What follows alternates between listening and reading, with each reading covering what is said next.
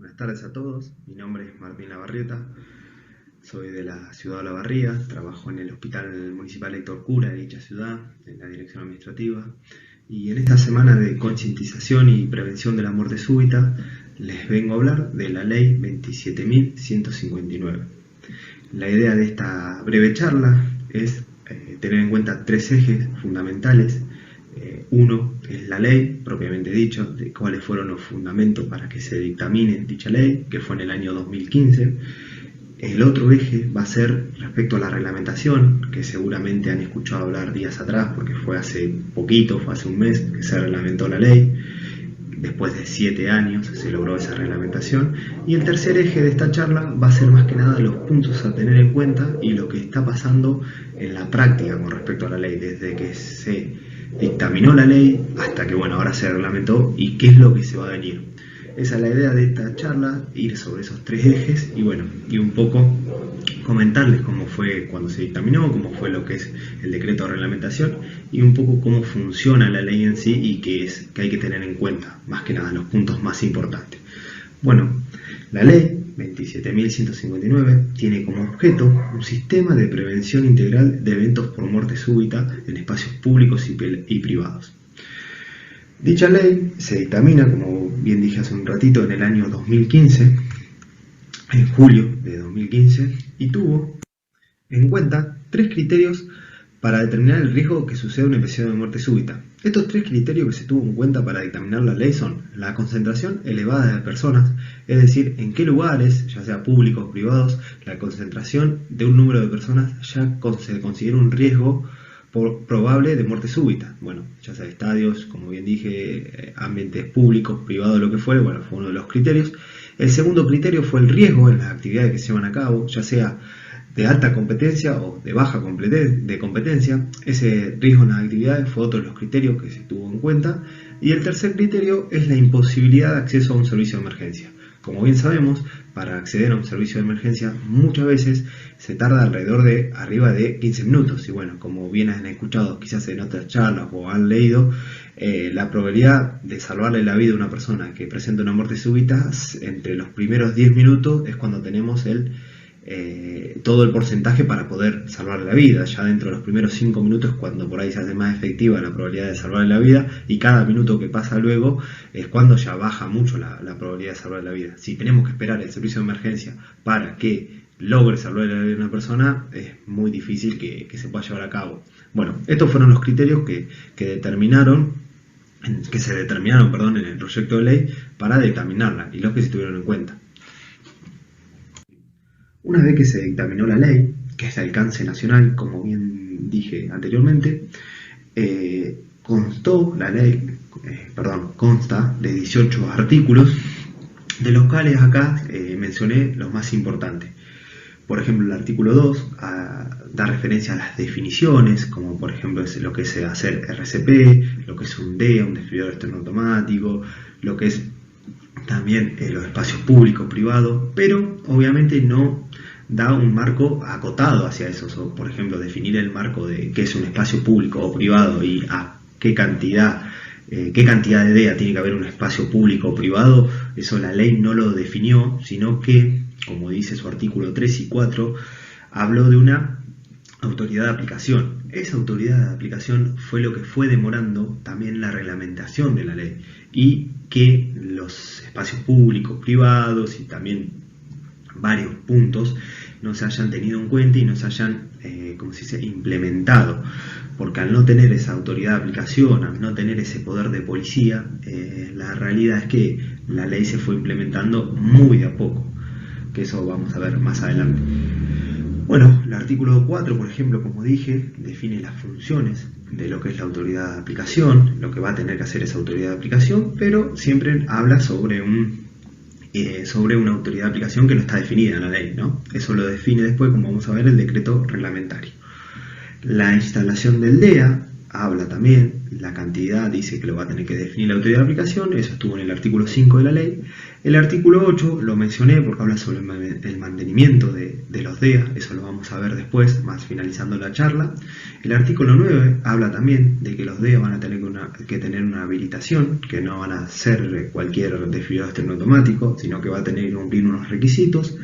El artículo 11 es un artículo importante, que lo destaqué acá, que habla sobre la responsabilidad, y eso es para tenerlo en cuenta, que lo que dictamina es que cualquier persona que haya obrado o realice la secuencia que dictamina la ley, nunca va a poder ser juzgada por un caso de muerte súbita si es que aplicó lo que dice la ley. Le saca toda responsabilidad a esa persona, lo dice claramente la ley. Y el artículo 12 habla de los costos hay que tenerlo en cuenta porque lo que es todo el ámbito privado, los propietarios de ese ámbito privado de una institución, de un club, de lo que fuere, se van a tener que hacer cargo de los costos de la implementación de la ley. Es decir, por ejemplo, del DEA, de la capacitación del personal y bueno, de todos los puntos que determina la ley. Y del artículo 17, cuando se dictaminó la ley, lo que decía es que tenía 180 días para poder reglamentarse esta ley. Bueno, claramente eso no sucedió, pasaron 7 años y recién el 13 de julio de este año se logró la reglamentación de la ley. Bueno, como lo dije anteriormente, el decreto reglamentario, que fue el 13 de julio, definió como autoridad de aplicación de la ley el Ministerio de Salud de la Nación. La verdad que fue un día muy festivo para las personas que venían luchando por esta reglamentación desde hace años, que venían siguiendo este tema y no lo lograban. Y bueno, la verdad que una vez que fue sancionada, varias asociaciones salieron a dar en los medios su agradecimiento y bueno, también a empezar el nuevo camino, que eso es un poco lo que tenemos, lo que vamos a hablar en esta charla, ¿no? De cómo se sigue luego de este decreto reglamentario. Bueno, como dije, se definió de autoridad de aplicación al Ministerio de Salud de la Nación. Y se empezaron a reglamentar algunos artículos de la ley, más que nada los que se tenían que reglamentar. Entonces, por ejemplo, tenemos el artículo 2, que se reglamenta en el decreto reglamentario, y habla sobre los espacios públicos y privados. Un punto muy importante porque ahí va a definir si, por ejemplo, nuestra institución tiene que tener... si nuestra institución debe aplicar la ley o no. Eso lo va a definir este artículo 2, que definió como espacios públicos y privados, por ejemplo, todo lugar donde se realiza actividad deportiva, sí, va a tener que aplicar la ley 27.159. Todos establecimientos carcelarios, comisarías, cuarteles, lo mismo.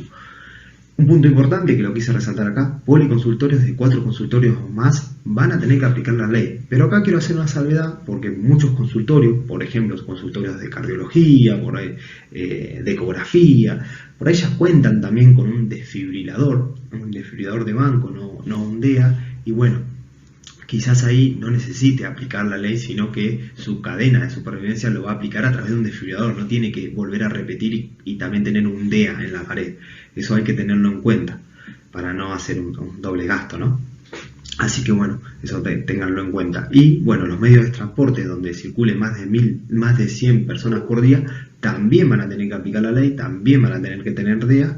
Y bueno, todo lugar con circulación con más de 1000 personas diarias van a tener que tener un DEA y a su vez aplicar la ley y el decreto reglamentario, ¿no? Eso se definió.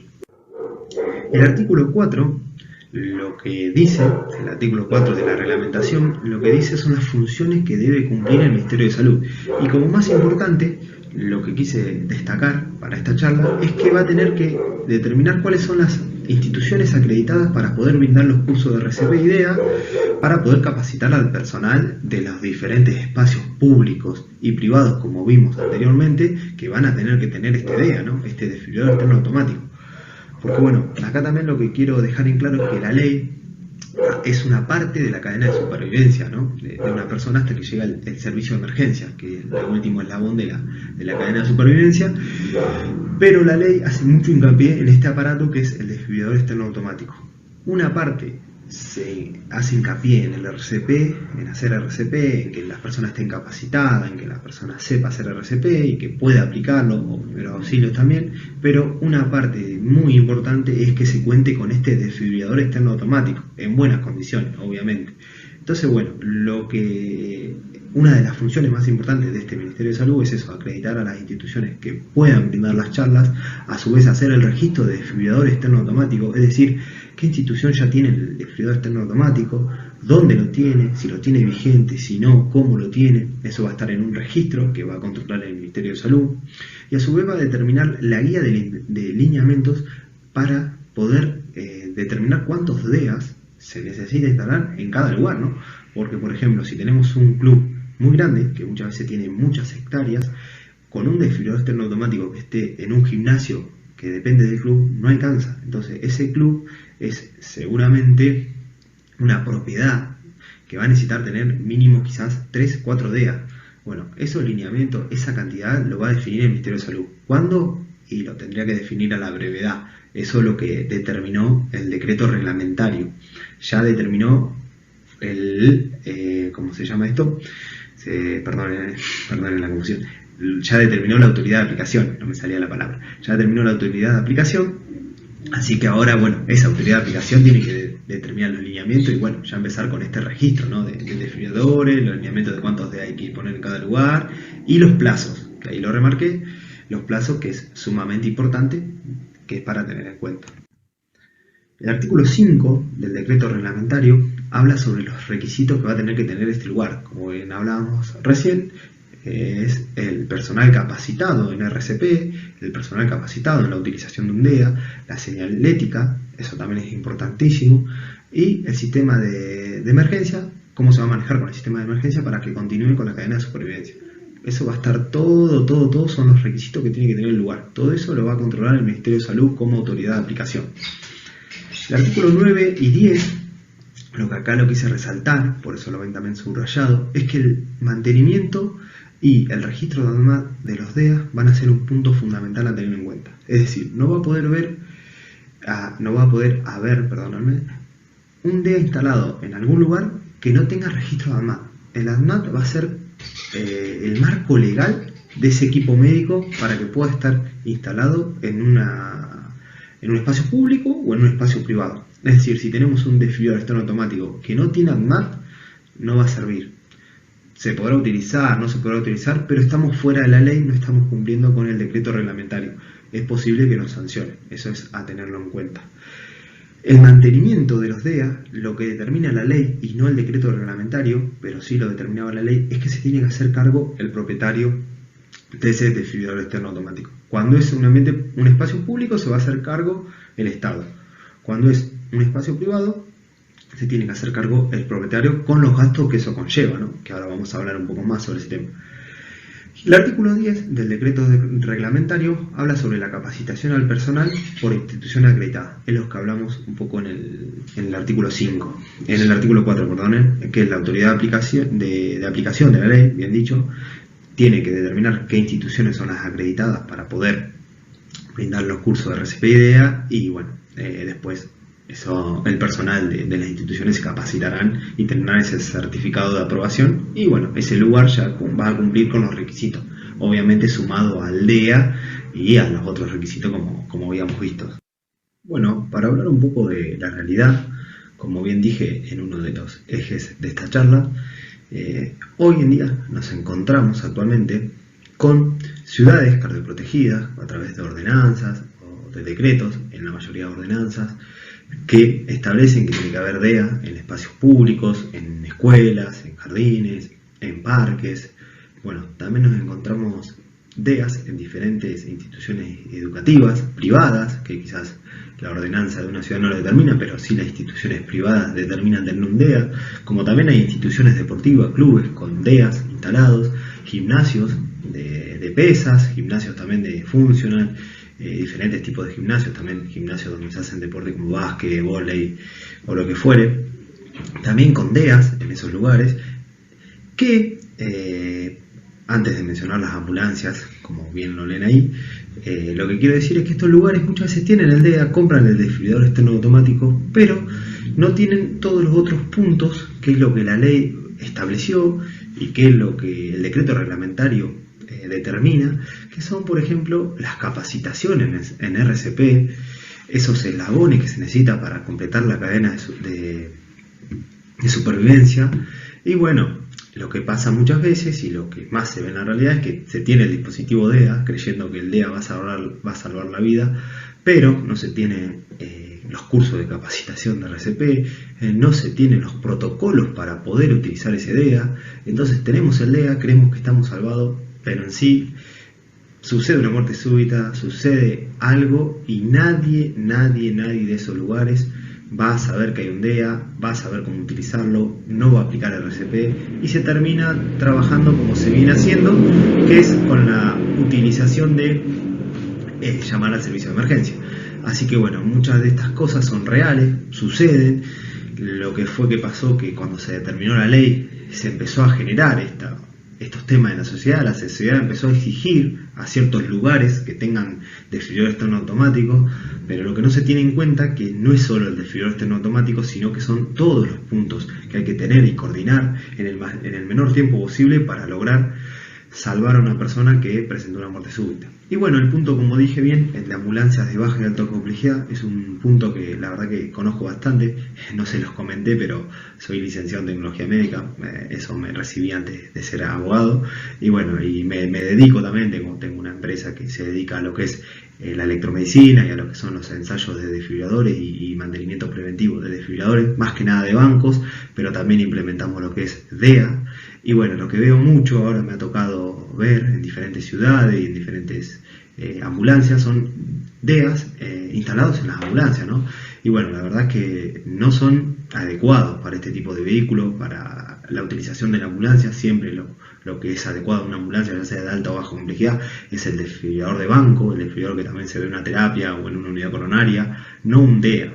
Pero bueno, esta presión social o también la inversión inicial de comprar un desfibrilador externo automático, que es mucho menor el costo que un desfibrilador común, hace que por ahí ambulancias tengan, o servicios de ambulancia tengan el DEA, y la realidad es que no es para su utilidad. Pero bueno, hay mucha desinformación, mucho desconocimiento y bueno, estas lagunas son las que un poco la reglamentación va a empezar a exigir a que se cumplan, ¿no?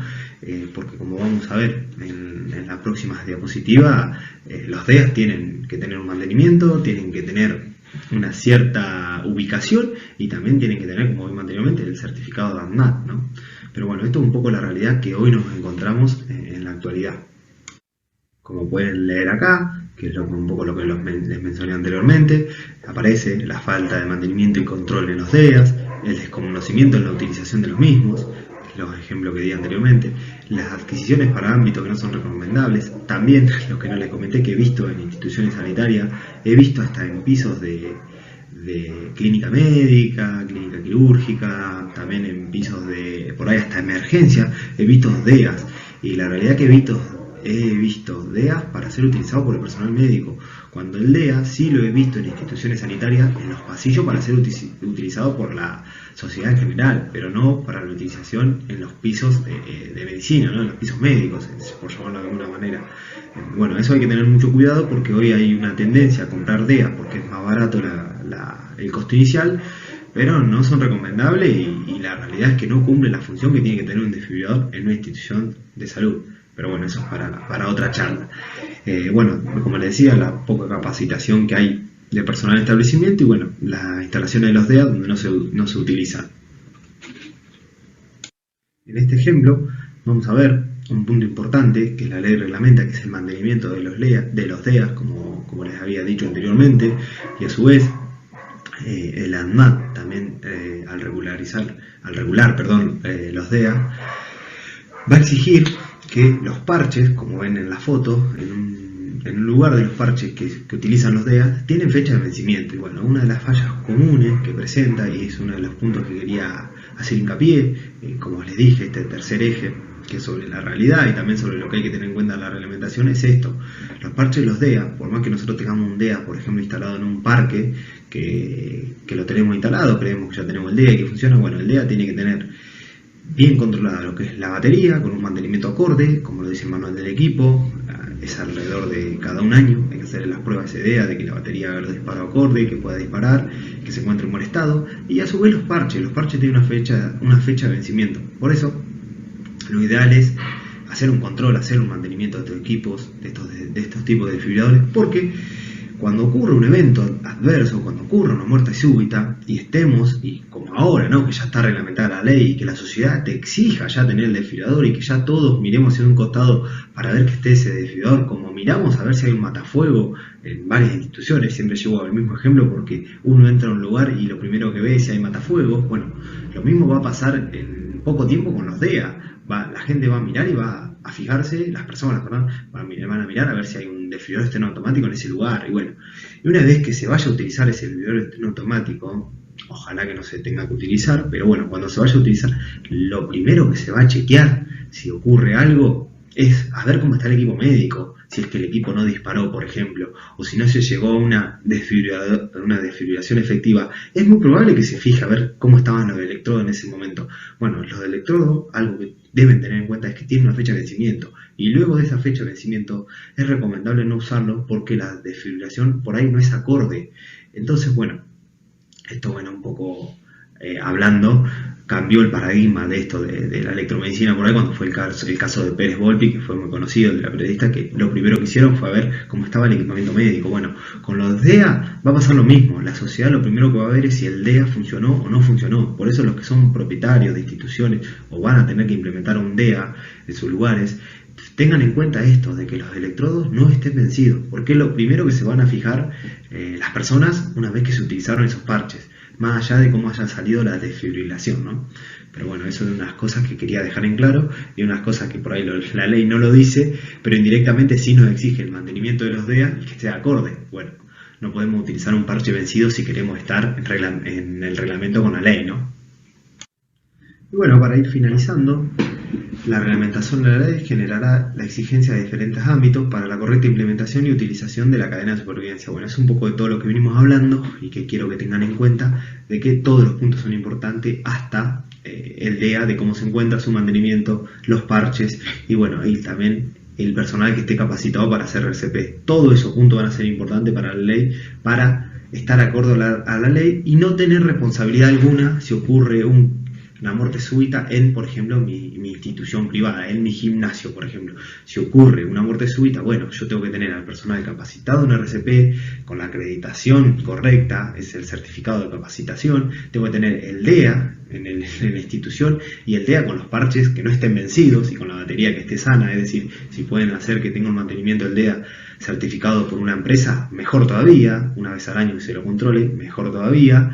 Y bueno, y obviamente uno aplica todo, aplicará al RCP, aplicará al DEA, obviamente esa persona que sufre una muerte súbita va a tener más chance de supervivencia, como vimos, que es un 70%. Pero bueno, si ocurre que no pasa nada o que no se puede recuperar a esa persona, la realidad es que bueno, uno tiene que estar en regla, tiene que hacer todo lo que determina la ley para saber que no va a tener responsabilidad alguna. Por eso quería hacer hincapié en estos puntos, porque son sumamente importantes, todos los puntos. Y para finalizar, como siempre hago, dejo una frase que dice que no se trata de hacer predicciones acerca del futuro, sino de tomar las decisiones pertinentes para que ese futuro ocurra. Salud no es gasto, es inversión. ¿Qué quiero decir con esto? Quiero decir que más allá de que conozcamos la ley, de que conozcamos la reglamentación como esta charla, de que sepamos del mantenimiento, hay que implementarlo. Esas cosas hay que implementarlo, no hay que verlo como un gasto. La implementación de un DEA, no hay que verlo como un gasto el mantenimiento de ese DEA, el renovar los parches, por más que no se utilizaron en los 2 años que el parche decía el vencimiento, hay que renovarlos, cambiarlos, tenerlo siempre bien mantenido a ese equipo, para cuando ocurra el caso, para cuando ocurra la muerte súbita, podamos hacer todo lo posible para revertir esa muerte súbita y que la persona vuelva a vivir. Para eso hay que pensarlo como una inversión y no como un gasto. Así que les agradezco el tiempo en esta charla. Bueno, espero que les haya servido.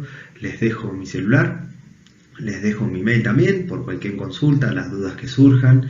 Y bueno, para lo que necesiten, estoy a disposición. Así que bueno, les mando un abrazo a todos, saludos, y que bueno, sigan disfrutando de estas jornadas y sigan concientizando al resto de la sociedad, ¿no? Bueno, muchas gracias. Bueno, Martín, voy a arrancar de atrás para adelante de diapositivas. Primero, muchas gracias a vos por participar, la clase estuvo muy buena. La idea era justamente que un especialista o un entendido nos hable de la ley. Yo la leía la ley, obviamente, pero había algunas cosas y la verdad que el resumen que hiciste fue muy bueno. Lo segundo es remarcar eso que dijiste al final de seguir concientizando, porque la idea, como también ya lo habías remarcado antes, de hacer la semana de la muerte súbita es generar conciencia de que todos podemos cambiar esto. Se necesita, siempre digo lo mismo, las intervenciones que uno hace en prevención, como decirle a un amigo, no sé, no fumes más porque el cigarrillo te hace mal, ponete el cinturón cuando te subís al auto, también se tiene que hacer con la muerte súbita, de decirle a la gente, che, hacer curso de RCP, informate, estás laburando en un gimnasio y no tienen un DEA, todas esas intervenciones son muy importantes y eso se logra generando conciencia en la población. Yo te quería hacer una pregunta antes de que por ahí si alguien tiene alguna pregunta. Principal, vi que daba 180 días para empezar a reglamentar la ley y demás, que eso lo nombraste un momento, pero ahora una vez que el Ministerio de Salud toma la posta, puso algunos tiempos para decir, bueno, a ver cómo nos organizamos en cuanto a la implementación de los DEA y la educación, eso es algo que va a llevar tiempo. ¿Cómo andas, Nicolás? Bueno, antes que nada, gracias también por tenerme en cuenta e invitarme a la jornada y a participar. Y respondiendo a tu pregunta, no, todavía no puso plazos. Se sobreentiende que va a ser a la brevedad que empiece a determinar los lineamientos y en esos lineamientos va a dar los plazos, ¿no? Por ejemplo, las capacitaciones, más que nada, primero a las instituciones que puedan acreditar para poder capacitar luego al personal, ¿no? Tanto de empresas privadas como público. El Ministerio de Salud tiene que definir quiénes van a ser esas instituciones. Ya hay instituciones que son acreditadas internacionalmente, que seguramente van a ser esas y algunas más, ¿no? Capaz que son facultades también, seguramente. Y bueno, una vez que determina eso, el lineamiento, luego el registro de desfibriladores, eso también, una vez que también se adhieran las provincias, la mayoría están adheridas a la ley, van a tener que empezar a pasar los datos de dónde se encuentran los desfibriladores, y una vez que hace ese registro el Ministerio de Salud, va a empezar a ponerse más exigente con los plazos, y luego va a empezar a controlar, ¿no? Una vez que se cumplan esos plazos, va a tener el poder de control.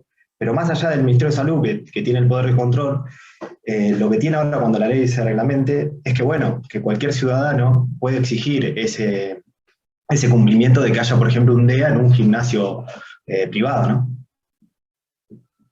Claro, genial. De hecho, algo que dijiste que creo que no lo había visto en la ley o no lo había entendido, es esto de que te quita responsabilidad de una muerte súbita si vos tenías todo en regla, por decir una forma. Entonces, en realidad, uno lo podría pensar al revés, que si tuviste una muerte súbita en tu gimnasio y no tenías la reglamentación, no tenías un DEA, no tenías al personal entrenado, entonces vos tenés responsabilidad en eso. Me parece que eso es algo muy importante para de alguna forma, creo que yo como cuando se empezó a implementar el cinturón de seguridad obligatorio, que siempre fue obligatorio, pero antes nadie se lo ponía y de golpe te veían sin el cinturón y te ponían una multa, y todo el mundo lo empezó a usar y ahora ya ni controlan si tenés el cinturón puesto o no te ponen una multa, pero la gente ya tomó la costumbre de ponerse el cinturón. Creo que eso va por ahí mismo. Estoy viendo que acá pusieron una pregunta, ¿en cuánto tiempo se debería hacer cumplir la reglamentación? Claro. Eso, bueno, eso es lo que nos falta que defina bien el Ministerio de Salud. La reglamentación Bien. está, ahora falta que ponga los plazos, pero para poner esos plazos, como decía anteriormente, tiene que definir también esas instituciones que puedan capacitar y tiene que generar ese registro también de desfibriladores, ¿no? Bien. Claro, de acuerdo. ¿Alguna otra pregunta? La verdad, muy buena la charla. Yo la había visto, genial, porque aunque uno es como todo, ¿no? El que no entiende medicina lee algo de medicina y no entiende nada. Para nosotros al revés, digamos, leemos algo, por más que la ley es bastante clara, siempre está bueno tener alguien que la Por tenga ahí más clara. lo que está bueno, y me gustaría acotar, que en este tiempo de que la tecnología en la salud se hace muy dependiente de la tecnología, que era un poco también de los puntos importantes de la charla, es muy probable que siempre se busque, ante un caso de una muerte súbita, o por ahí no una muerte, un accidente, o lo que fuere, como pasa en instituciones de salud, siempre se va a buscar a ver cómo está el equipamiento médico. Porque lo que siempre uno dice es que el equipamiento médico es el que no puede hablar. Lo que va a hablar de ese equipamiento médico muchas veces es el certificado de mantenimiento de ese equipo, cómo está el equipo, cuántos años tiene. Y bueno, en los DEA se da la particularidad que tienen los parches, y los parches tienen una fecha de vencimiento. Una Claro, vez se hay que que supera esa controlar. fecha de vencimiento, nada asegura que ese parche va a andar bien o mal. El Claro, proveedor, la fecha de vencimiento, tienen que tener un control, porque lo que define también el mantenimiento del equipo, lo que primero se busca es el manual del equipo, ese es el documento técnico del equipo, y bueno, los DEAs, como comenté por ahí en la charla, es cada un año el mantenimiento de la batería, de controlar la batería. La batería también tiene fecha de vencimiento, ya sea por vencimiento que pasa una fecha o porque no funciona cuando se hacen las pruebas pertinentes. Y los parches sí, los parches tienen fecha de vencimiento y son de un único uso. Eso hay que tenerlo en cuenta también. bien, genial. A ver, otra pregunta. ¿Por qué no es correcto en Hola, ambulancias? Hola, ¿qué tal? hola Martín, hola. Hola, ¿cómo va? ¿Cómo? En ambulancia no es correcto, primero porque la reglamentación de ambulancia y la normativa te pide un cardioversor, no un DEA, no un desfibrilador externo automático, lo define como cardioversor. Bien. Y el DEA cumple solamente la funcionalidad de, bueno, de ser desfibrilador externo automático y de ser para ciertos casos. El desfibrilador, el cardioversor, te da la posibilidad también de hacer, como bien es el nombre, la cardioversión, ¿no? Trabajar en lo que es otras arritmias también. Entonces, por eso en ambulancia siempre se recomienda el cardioversor, como lo define, bueno, la reglamentación. Bien. Por un tema de reglamentación, en realidad, digamos. Hoy hicieron la Sí, misma pregunta en la charla que estábamos, hoy dimos el taller de RCP acá en el hospital en Santa Marina, en el hospital Tandil. Hicieron la misma pregunta: ¿por qué no hay idea en los hospitales y no tener un cardioversor común, que por ahí, si hay una muerte súbita, el primero que llega es un administrativo o un enfermero? Y bueno, le explicábamos que en realidad los manuales, y habiendo personal siempre médico dentro de una institución, los manuales son un poco más completos. De hecho, los manuales hoy vienen, muchos tienen la llavecita para transformarlos en DEA.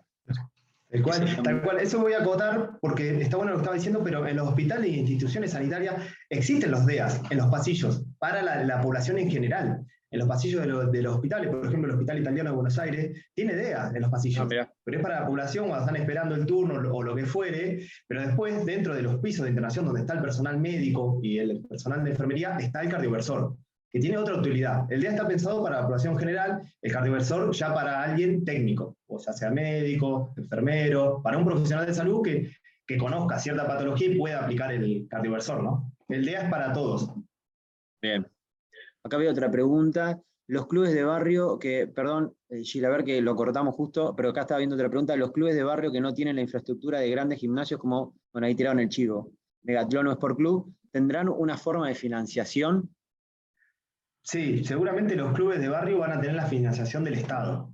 Seguramente el Estado o los municipios van a ser los encargados de, cuando se declaren como ciudades cardioprotegidas, de instalar los DEA, ¿no? En esos Perdón, lugares.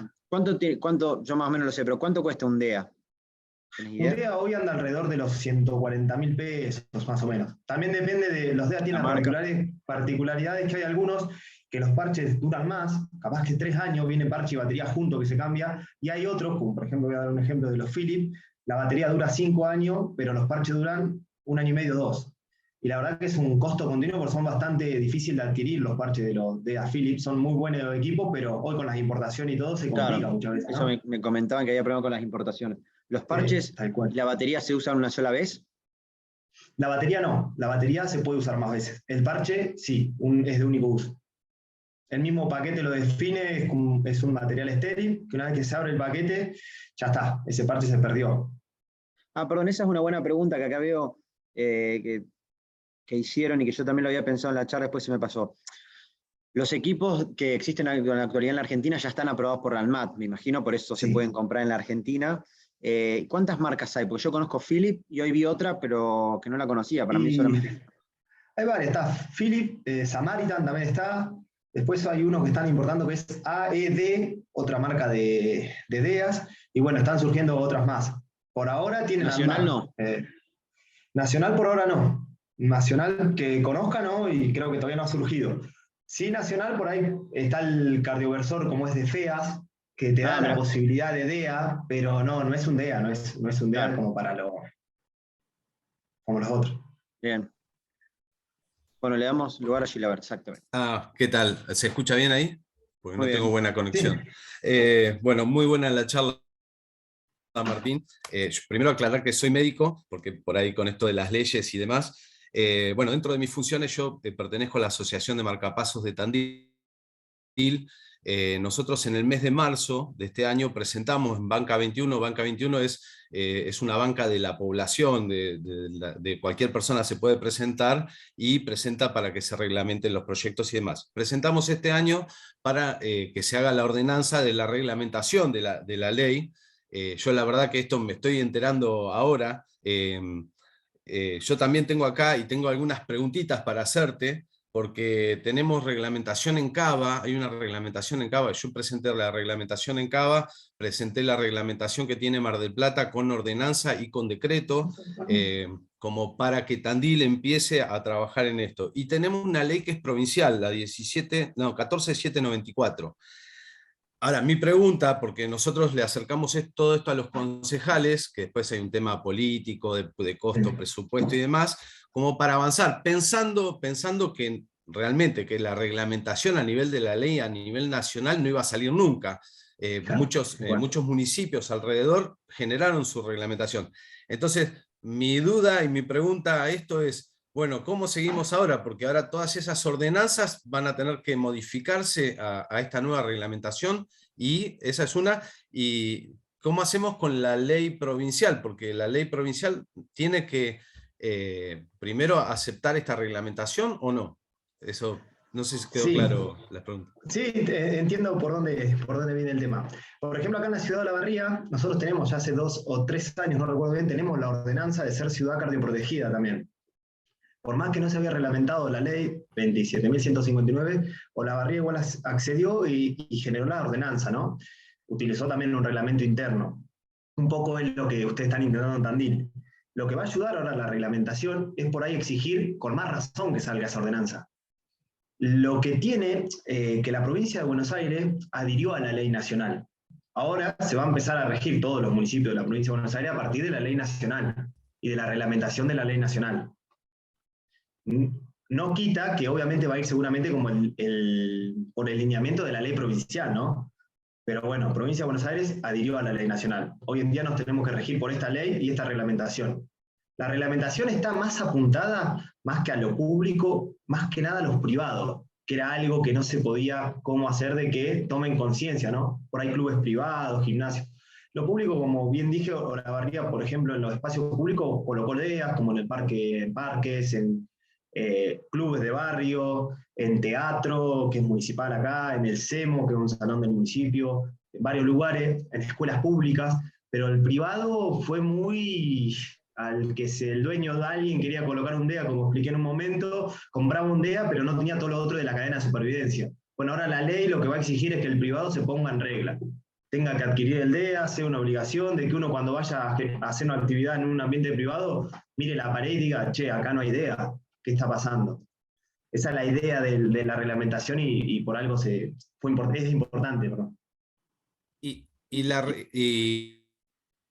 ¿Y la ley provincial tiene que ser reglamentada también para que después los municipios la acepten? Porque hay una ley que es provincial después. Sí, la ley provincial cuando no está, si no está en la reglamentación, tendría que buscarlo, después lo busco y te lo mando por mail si creo, mandame un mail. Creo que no está en la reglamentación por lo que me comentás. Lo que tiene el municipio es que agarra la ley, como por ejemplo hizo Olavarría, agarró la ley nacional y provincial, me parece que no me acuerdo bien la ordenanza de Olavarría, la voy a volver a leer, creo que agarró las dos leyes y generó su propia reglamentación. Es lo que podría hacer Tandil, por ejemplo. Agarrar la ley y generar internamente como ordenanza la exigencia de los puntos de la ley en los artículos que quiera exigir Tandil, ¿no? Muchas veces por ahí no se exige todo lo que dice la ley, sino se empieza por tramos o con periodos. Ahora, ya viendo una reglamentación nacional, lo que le va a convenir a Tandil es adaptarse a esa reglamentación nacional. Por más que uno internamente, no quiere decir que más allá de la reglamentación, ya ahora, por ejemplo, que no hay fecha en el Ministerio de Salud, que Tandil sí diga, la Secretaría de Salud de Tandil va a poner fechas para que los privados, los públicos se pongan en regla. Bueno, toman la reglamentación y pone como autoridad en el municipio a la Secretaría de Salud para controlar, por ejemplo. Eso se puede hacer. Siempre y cuando esté acorde al alineamiento de la ley, ¿no? Obviamente no tiene que ir en contra de la ley y la reglamentación que está. Bien, bien. Bueno, y después te voy a pedir el contacto porque los valores, eso, nosotros compramos hace un tiempito para regalarle a bomberos y Sí. donamos. La idea es una asociación sin fines de lucro y la idea es con los asociados acercarnos, ¿no? Dar capacitaciones y demás. Así que los valores que me mencionaste, te voy a llamar por teléfono, te voy a comprometer, Bueno, porque Está la bien, no verdad hay que problema. acá lo están carísimos, están pero carísimos. esa es la inflación igual. La inflación de todos los días. Sí. Capaz que me quedé un poquito unos meses atrás, no, pero más o menos andaban en eso, no recuerdo bien. Yo tenía el dato que estaba Pero más o bueno, menos 200.000. puede ser, Sí, también puede ser. Ya te el digo, mucho último tiene que que ver con la marca. Bueno, claro. sí, presupuestamos uno casi más de 300.000 pesos. No, mucho. Un Philip. Por eso, Sí, sí, Philip, y nos sí, frena. Philip. Pero Philip bueno, después te voy es un a tema. pedir Nosotros, por privado. sí, no hay ningún problema. Ahí te paso el número y el mail. Nosotros acá en Olavarría, en su momento adquirió la Secretaría de Salud todo lo que es Philip. Y la verdad que sí, al principio estuvo buena la inversión, pero después mantenerlo es carísimo, ya sea la batería, los parches. Realmente se pone difícil, se pone difícil. Y en diferentes casos de Samaritan, por ejemplo, que bueno, la batería y el parche duran más tiempo y se cambian juntos. Entonces te evitas estar controlando continuamente la batería o los parches. Son diferentes opciones, ¿no? Si te lo tengo que decir como tecnología médica, el Philips está genial, pero para la mantención y no tener tanto dolor de cabeza, el Samaritan te cubre más, por ejemplo. Genial. Bueno, muchas gracias. No, por Gracias, favor. Iñaki.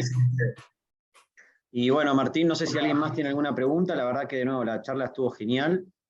Como para dar el cierre a la jornada de hoy. Siguen las preguntas. ¿Los municipios deberían adherir obligatoriamente a esta reglamentación o depende de cada provincia o municipio? Sí, obligatoriamente. Si la provincia adhirió a la ley, ya el municipio está dentro de la provincia y es una ley nacional que la provincia adhirió y bueno, se tiene que cumplir, sí, sí. El municipio ahí no tendría autonomía, la va a tener que cumplir. Bien. Lo que pasa es que ahora estamos en stand-by hasta que el Ministerio de Salud, como Claro, decía anteriormente, baje los lineamientos, ponga el registro de desfibriladores, pero bueno, por lo que se viene y cómo la pudieron reglamentar y surgió, va a ir bastante rápido. Después nos van a dar un periodo de años para adaptarnos y todo, pero claro, sí, tal va a ser cual. una exigencia. Va a La ser una exigencia. educación, Sí. la educación, la capacitación, eso va a llevar tiempo. Bueno, Pero y va a bueno, llevar en algún tiempo, momento hay sí. que arrancar. Tal cual, tal cual, tal cual, tal cual. Es así. Excelente charla. Bueno, Así es. estaba leyendo ahí. Bueno, si no hay más preguntas, entonces damos por finalizado, siendo las 9 de la noche. Muchas gracias a todos. Mañana tenemos la última charla que es cardiodefibriladores implantables. ¿Qué hacemos con los pacientes que ya tienen un cardiodefibrilador en el caso de que lo vuelva a chocar? Y el viernes y el sábado tenemos talleres de RCP de nuevo. Para los que quieran, están invitados. Así que muchas gracias, Martín, de nuevo. Muy buena la charla. Bueno, gracias a ustedes por la invitación y bueno, que siga así, concientizando. Exactamente. Que esto sea, siempre digo lo mismo, que esto sea el inicio de algo que se repita en el tiempo, porque la idea es que cada vez seamos más y concientizar y llegar a cada vez a más gente. Y para llegar a más gente, los que hoy estén escuchando, mañana tienen que estar comunicando. Dale. Chau, Nico. Hasta luego, muchas gracias Chau a todos. Gracias. Chau, chau.